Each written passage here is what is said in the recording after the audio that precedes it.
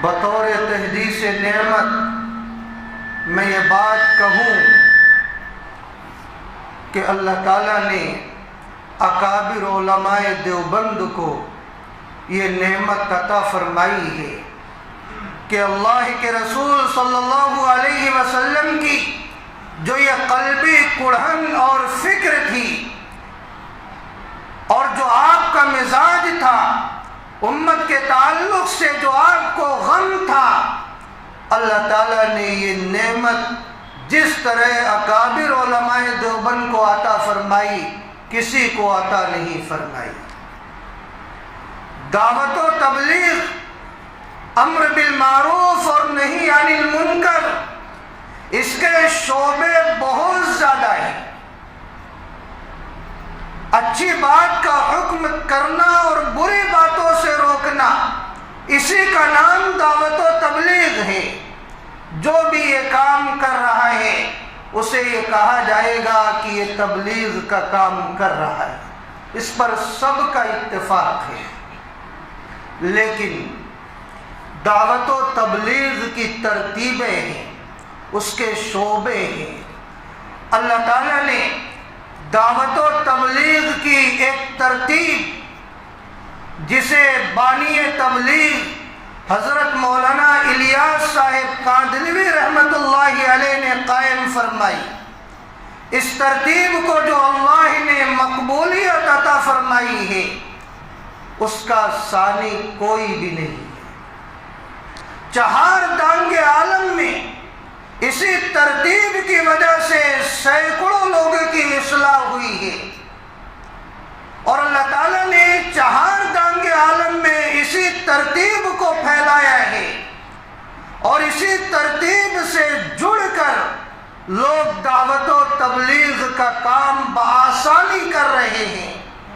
اور اللہ تعالیٰ نے اس ترتیب میں ایسا اثر فرما رکھا ہے کہ جس کے خوبصورت اثرات آپ اپنی نگاہوں سے ہر جگہ دیکھ سکتے ہیں۔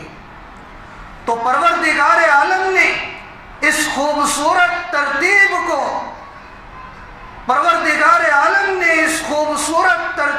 کو اور اس نعمت کو جس کے حصے میں ڈالا ہے وہ اکابر علماء دیوبند ہیں۔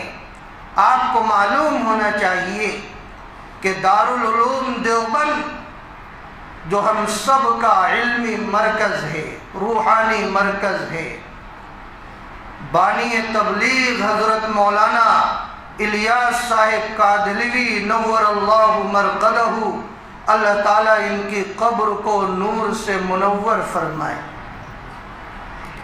یہ وحی کے طالب علم تھے، وحی کے فاضل تھے، اسی دیوبند کے پڑھے ہوئے تھے، اور ان کے اساتذہ میں جو نمایاں نام ہیں وہ حضرت شیخ الہند مولانا محمود حسن دیوبندی رحمت اللہ علیہ کا ہے، جو جمعیت علماء کے صدر رہ چکے ہیں اور آپ کے بے شمار شاگرد ہیں۔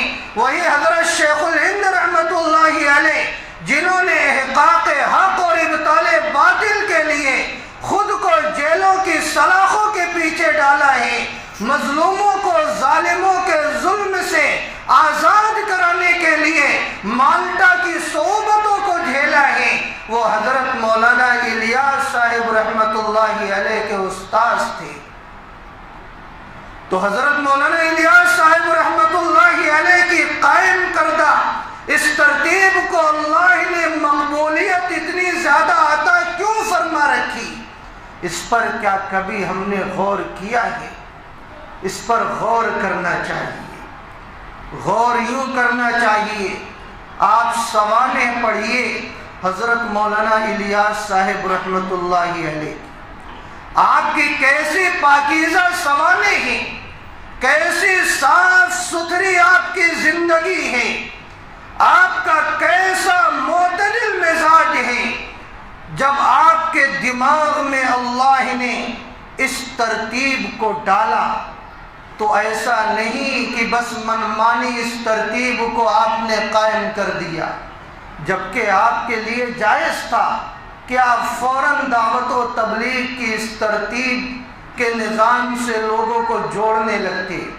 آپ کے لیے جائز تھا، ناجائز نہیں تھا، لیکن آپ نے اپنے اساتذہ کا احترام باقی رکھا۔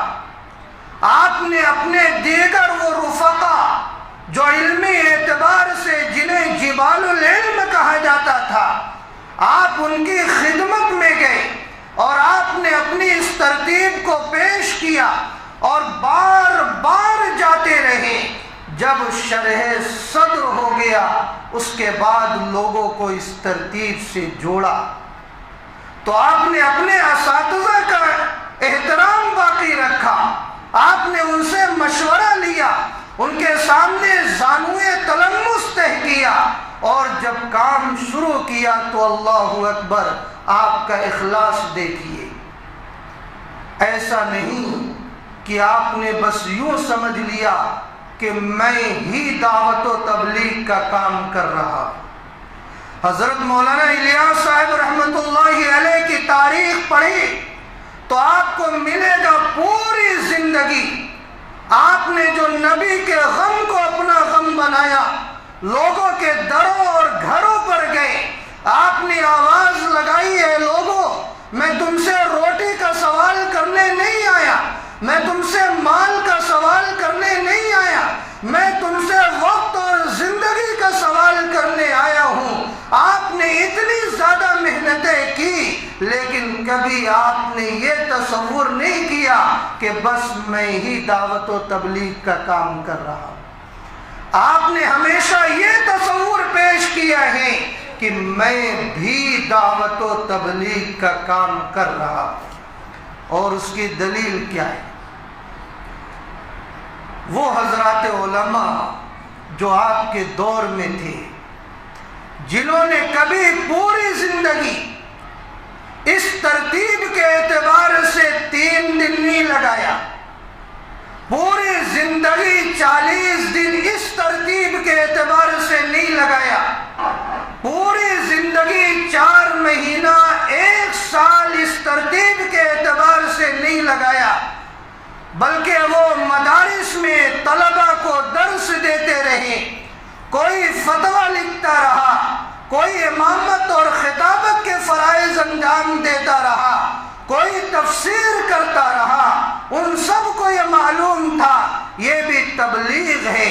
حضرت مولانا الیاس صاحب قادلوی رحمت اللہ علیہ نے ان علماء کا اس قدر احترام باقی رکھا کہ وہ علماء کرام جنہوں نے کبھی 3 دن اس ترتیب کے اعتبار سے نہیں لگایا، حضرت مولانا الیاس صاحب رحمت اللہ علیہ کا اخلاص دیکھیے۔ آپ بیٹھ جایا کرتے تھے اور ان علماء سے بیان کروایا کرتے تھے اور ان کے بیان کو سنا کرتے تھے۔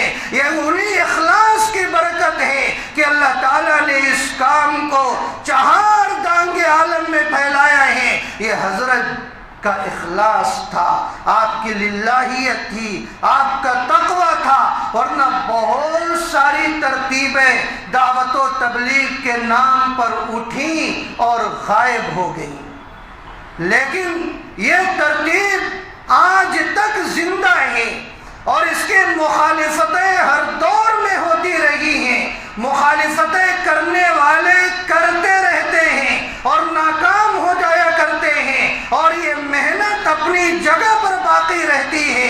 اللہ تعالیٰ شانہ نے حضرت مولانا کے اخلاص کی وجہ سے سارے فتنوں کو ختم کر دیا کرتے ہیں۔ بس میں ایک بات کہوں گا، اللہ کے واسطے ہم اپنے کسی عمل کی وجہ سے اس کام کو داغ نہ کریں، اس کام پر داغ نہ آنے دیں۔ یہ ہمارا کام ہے، ہم سب کا کام ہے، ہم سب کو مل جل کر کرنا ہے۔ یہ ایسی ترتیب ہے جس میں اللہ نے خیر رکھی ہے، اور اس کی دلیل یہی ہے کہ آج تک اللہ تعالیٰ نے اس ترتیب کو قائم رکھا ہے۔ اگر کسی کے پاس دوسری اس سے بہتر ترتیب ہو تو وہ پیش کرے کہ عوام میں چل پھر کر عوام کو اللہ کے ساتھ جوڑنا، اللہ کے بندوں کو مسجد سے جوڑنا، میں یہ سمجھتا ہوں اتنی بہترین ترتیب اس وقت کسی کے پاس نہیں۔ اسی لیے مخالفتیں ہوتی رہتی ہیں، اور جو اصل اخلاص کے ساتھ دین کا کام کرنے والے ہیں، کوئی بھی شعبے میں وہ مخالفین کی پرواہ نہیں کیا کرتے۔ وہ صرف یہ دیکھتے ہیں کہ کہیں ہماری طرف سے کوئی کمی نہ ہو جائے اور ہماری اپنی ذاتی غلطی کی وجہ سے اس کام میں فرق پیدا نہ ہو جائے اور کہیں میں اس کام سے محروم نہ کر دیا جاؤں۔ اسے یہ فکر ستاتی ہے، مخالفین کی وہ پرواہ نہیں کرتے۔ یہی پیغام ہے حضرات انبیاء علیہم السلام کا اور ہمارے اکابر کا۔ تو اگر ہمارے دل میں عشق ہے تو ہم امت کا غم اسی درجے میں پیدا کریں جس درجے میں ہمارے نبی کا غم تھا، درد تھا۔ ہر ایک کو برائیوں سے بچانے کی فکر کرے، نیکیوں سے جوڑنے کی فکر کرے، اللہ کے در پر لانے کی کوشش کرے، اس کی آخرت کو بنانے کی سعی کرے۔ اللہ تعالی شانہ مجھے اور آپ کو حسن عمل کی توفیق عطا فرمائے۔